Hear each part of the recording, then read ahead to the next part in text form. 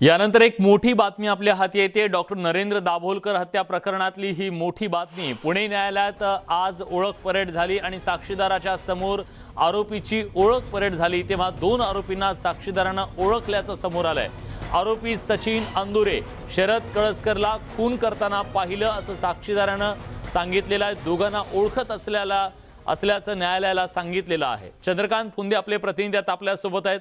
चंद्रकांत, या संपूर्ण खून खटल्यामधला आजचा हा दिवस महत्त्वाचा म्हणावा लागेल, कारण साक्षीदारानं या खुन्यांची ओळख पटवली आहे। काय नेमकं घडलं कोर्टात? आज कोर्टामध्ये प्रत्यक्ष साक्षीदार म्हणजे सफाई कामगार आहेत खरं तर पालिकेचे। सकाळी आपल्याला माहिती आहे ओंकारेश्वर ब्रिजवर ही हत्या झाली होती दाभोलकरांची। या हत्येनंतर महाराष्ट्र अक्षरशः ढवळून निघाले होते सगळे पुरोगामी चळवळ।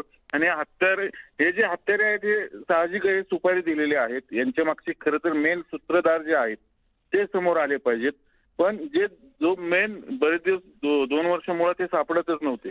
अनेक गोष्टी झाल्यात, आपल्या सगळ्या इतिहासात खरं जायला तेवढा वेळ नाही। पण हे दोन सुपारी दिलेले हत्यारे आहेत, सचिन अंदुरे आणि कळसकर यांची आज ओळख परेड झाली कोर्टामध्ये। आणि ह्या सफाई कामगारांनी ओळखले की हेच ते दोन आहेत। हे दाभोलकरांना गोळी मारून पळून गेले।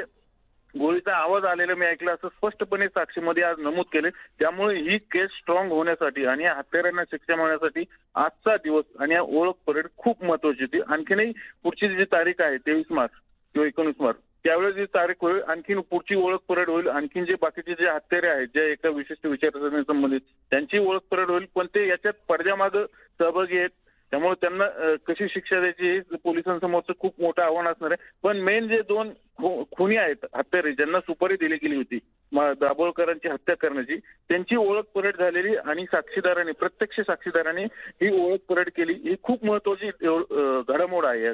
निश्चितच। पण चंद्रकांत, या आरोपींकडून आतापर्यंत दावा केला जात होता आमच्या विरोधात कुठले सबळ पुरावे नाहीयेत, पण आता साक्षीदारांनाच त्यांची ओळख पटल्यामुळे निश्चितपणे शिक्षा होण्याच्या दृष्टीने एक महत्त्वाचं पाऊल म्हणावं लागेल। धन्यवाद तुम्ही दिलेल्या सगळ्या सविस्तर माहितीबद्दल।